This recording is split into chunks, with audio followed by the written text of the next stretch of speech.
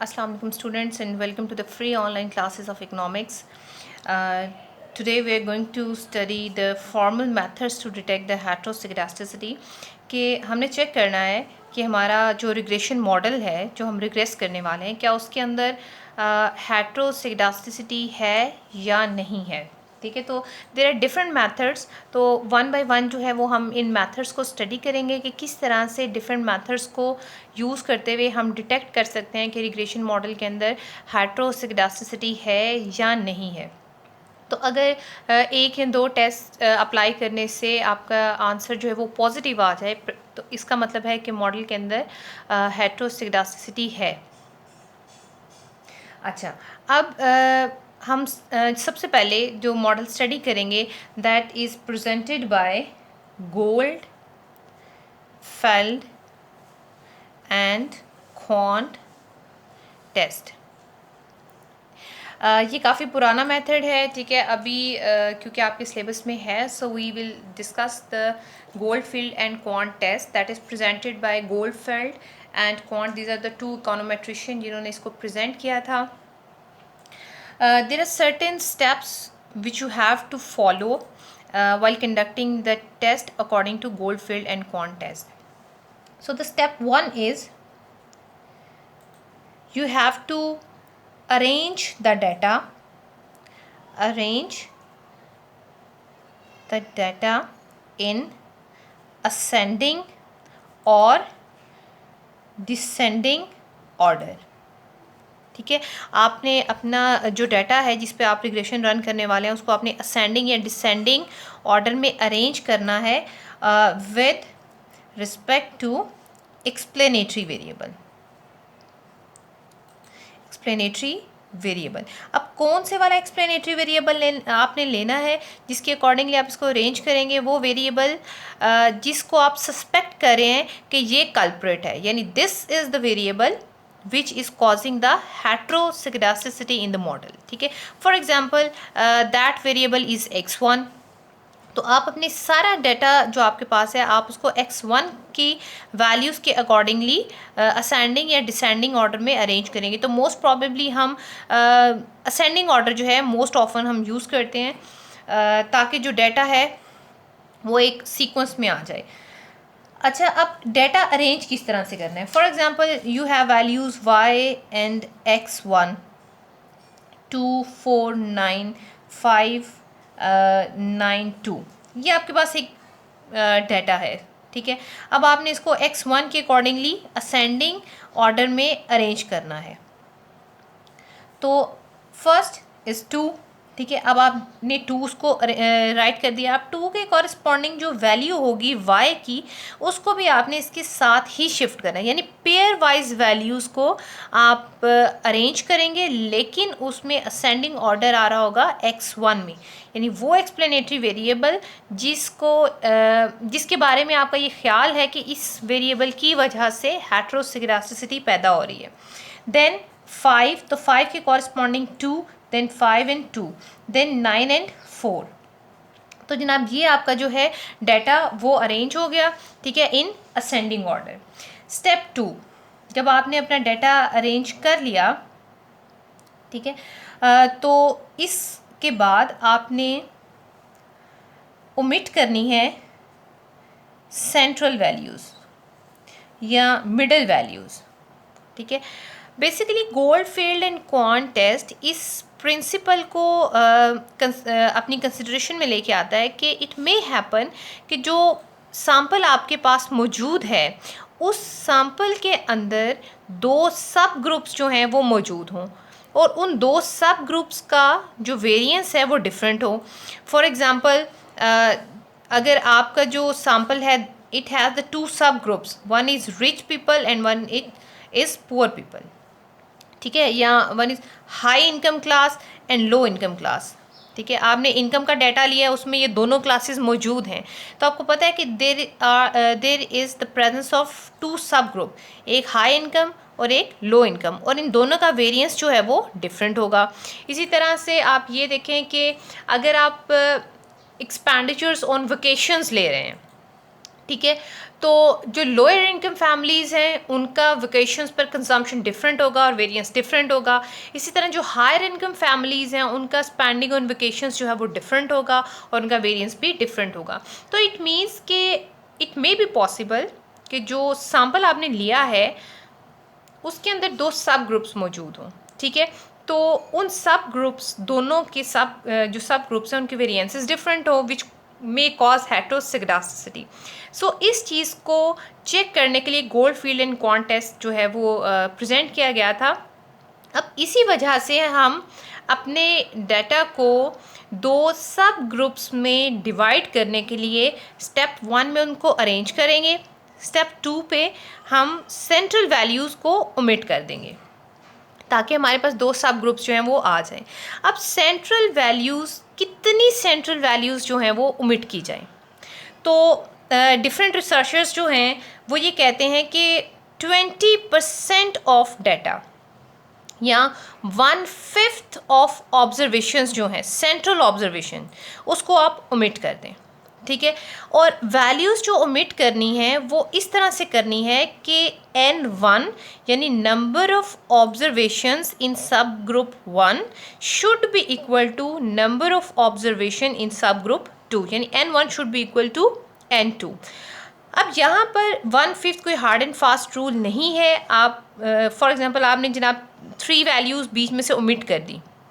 जब आपने डाटा का 20% कैलकुलेट किया तो उसके अकॉर्डिंगली आपने 3 ऑब्जर्वेशंस जो वो ओमिट कर दी। उसके बाद N1 is greater then N2 इस तरह से आ रहा है, यानी आपके पास N1 में 11 वैल्यूज़ आ रही हैं, ठीक है, और यहाँ पर आपके पास जो है वो 10 वैल्यूज़ आ रही हैं।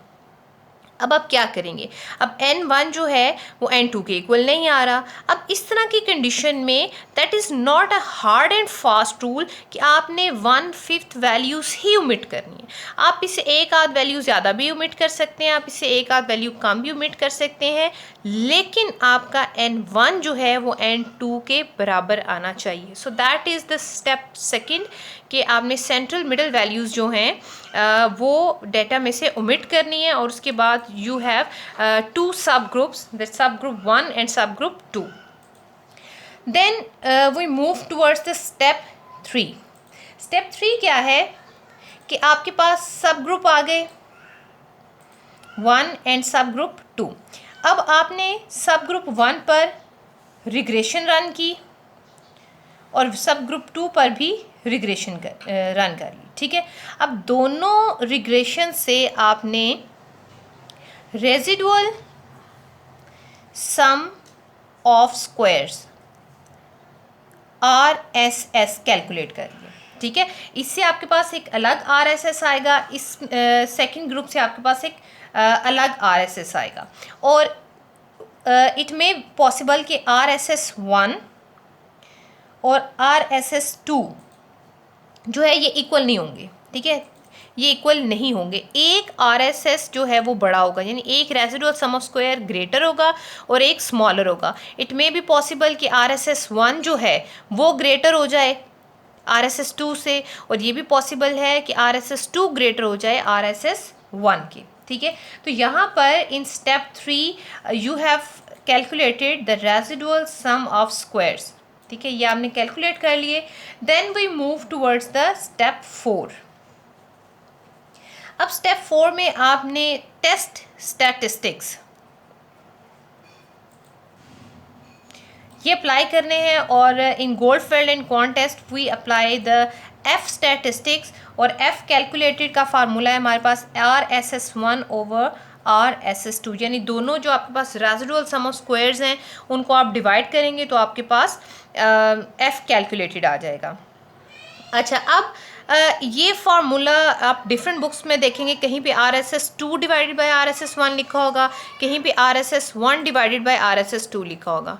ये उस कंडीशन में है कि इफ़ RSS1 यानी residual sum of square from sub group 1 is greater than RSS2 यानी residual sum of square from group 2, अगर ये ग्रेटर है तो ये फार्मूला अप्लाई होगा, ठीक है। और अगर आपके पास if RSS2 is greater than RSS1, then F calculated will be RSS2 divided by RSS1. ठीक है, तो यहाँ स्टेप 4 में हमने टेस्ट स्टैटिस्टिक्स जो हैं वो कैलकुलेट कर लिए. Then we move toward the step 5. अब स्टेप 5 में हमने क्रिटिकल रीजन जो है acceptance and rejection of null hypothesis जो है वो कैलकुलेट करने हैं कि either we accept the null hypothesis or either we reject the null hypothesis. तो इस कंडीशन में first we should know the degree of freedom, that is equal to n minus C divided by 2 minus K. ठीक है, अब n is number of observations, ठीक है. ये दोनों सब ग्रुप्स के लिए अलग अलग कैलकुलेट होगा. अगर आप सब ग्रुप 1 के लिए कर रहे हैं तो दैट इज n1. ठीक है, c is the central omitted values, यानी आपने वैल्यू सेंट्रल ओमिटेड वैल्यूज़ आपने 5 की हैं तो c will be equal to 5. ठीक है, अगर आपने 4 किए हैं तो c will be equal to 4. इसी तरह k है आपके पास number of explanatory variables, access जिसको बोलते हैं. ठीक है, इन मॉडल प्लस 1. ठीक है, number of explanatory variable in the model plus 1, ये आप इसको कहते हैं total number of variables in the model. तो ये तीनों चीज़ें आ गई आपके पास. इनकी मदद से आप डिग्री ऑफ फ्रीडम कैलकुलेट कर सकते हैं. अच्छा, अब आपके पास n1 is equal to n2, c same, k same. तो इसका मतलब है कि जो डिग्री ऑफ फ्रीडम ग्रुप 1 के लिए आएगा वही डिग्री ऑफ फ्रीडम ग्रुप 2 के लिए भी आ जाएगा. Then we check the region of rejection. अब रीजन ऑफ रिजेक्शन क्या है? F calculated is greater than F alpha. Alpha आपके पास 5% है, 1% है. ठीक है, ये डिपेंड करता है कि आपको क्या वैल्यू गिवन है अल्फ़ा की. उसके बाद आपके पास डिग्री ऑफ फ्रीडम ऑफ सब group 1 and degree of freedom of सब ग्रुप 2. ये आपके पास आ गया क्रिटिकल रीजन. ठीक है, रीजन ऑफ रिजेक्शन. अब अगर आपके पास F कैलकुलेटेड, ये आपके पास टेबुलेटेड वैल्यू है तो इसको आप एफ टैब भी लिख सकते हैं. Tabulated value, the value which is calculated from the table value of F statistics.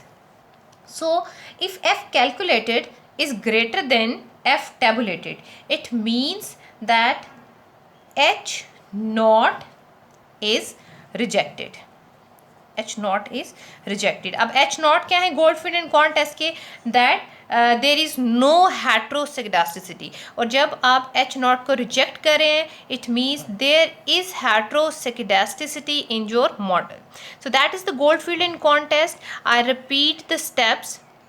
सबसे पहले हम अपना गिवन डाटा जो है वो उसको अपना जो एक्सप्लेनेटरी वेरिएबल है, ठीक है, उसके अकॉर्डिंगली आप उसको असेंडिंग या डिसेंडिंग ऑर्डर में अरेंज करेंगे.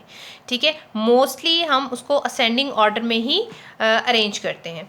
सो that is the first step. Then we omit the central value and mostly हम 20% ऑफ द डाटा जो है उसको ओमिट करते हैं.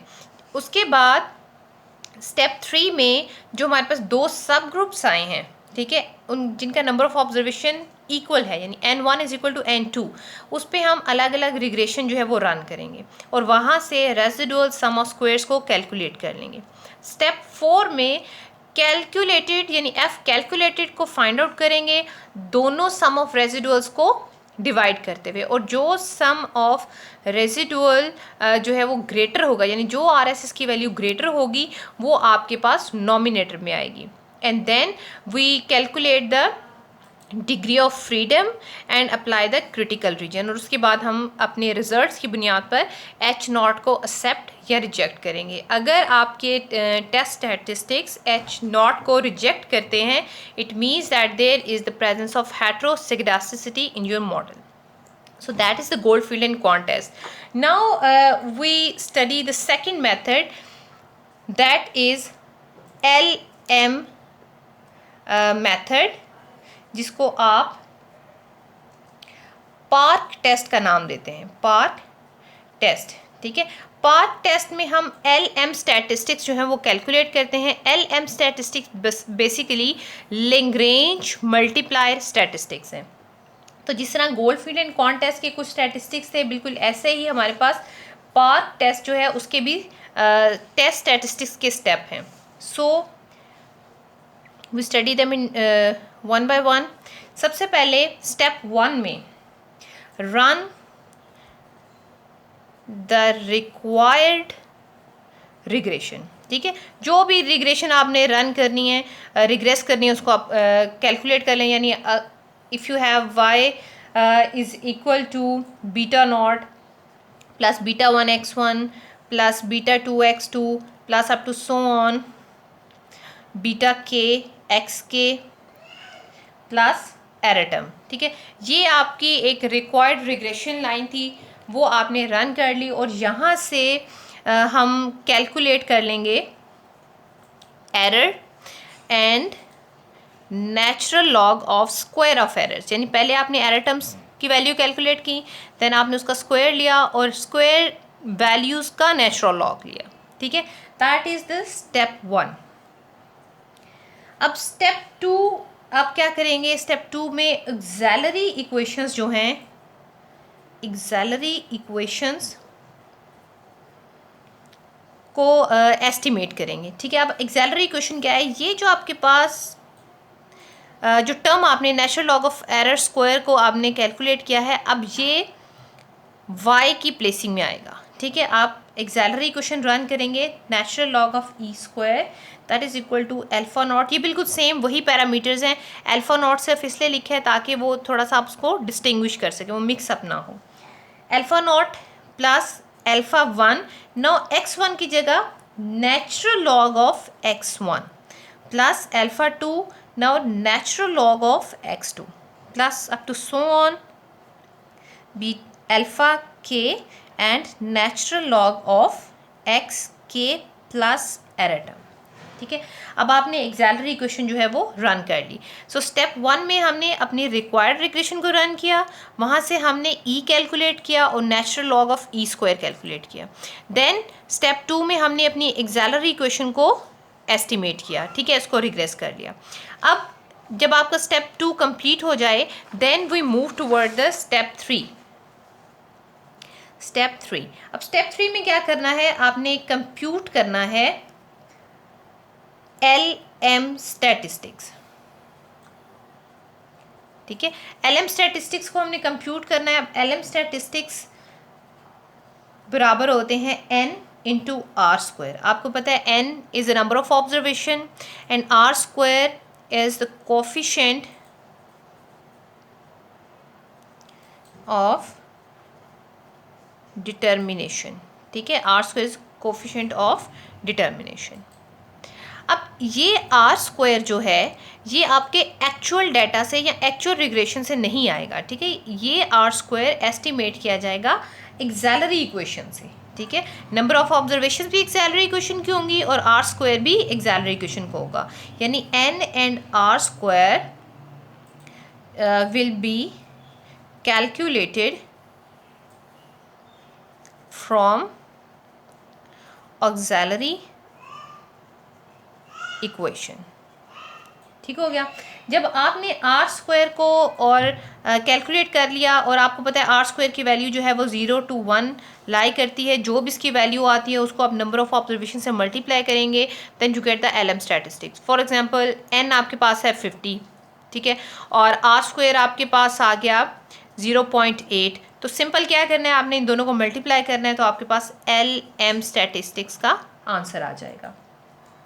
अब जब LM कैलकुलेट हो गया, ठीक है, then we move towards the step 4, ठीक है। अब स्टेप 4 में हमने चेक करना है कि क्या हेट्रोसिडासिटी है या नहीं है। सो इफ़ LM स्टैटिस्टिक जो आपने यहाँ पे कैलकुलेट किए हैं is greater than chi square statistics K-1, याद रखें कि जो पार्क टेस्ट है ये फॉलो करता है काई स्क्वायर डिस्ट्रीब्यूशन को, ठीक है। तो LM हमने कैलकुलेट कर लिया, काई स्क्वायर की ये वैल्यू हमारे पास उसकी टेबुलेटेड वैल्यू से आएगी, यानी K is a number of explanatory variable plus 1, ये number of total variables in the model, ठीक है, दैट इज़ के। और इसको आप फॉर एग्जांपल के आपके पास है 3, तो 3 - 1 2 आ गया, तो आप काई स्क्वायर की वैल्यू 2 के कॉलम में चेक कर लेंगे। ये सिंपल आपके पास काई स्क्वायर की टेबुलेटेड वैल्यू आ गई। अब अगर L M is greater than chi square, it means that there is the presence of heteroscedasticity. You can reject H not को आप रिजेक्ट करेंगे, इसका मतलब है there is heteroscedasticity. So I repeat all the steps of LM statistics. सबसे पहले आपने required regression को रन करना है, वहाँ से एरर टर्म्स कैलकुलेट करने हैं और natural log of error term square calculate कर लिया, ठीक है।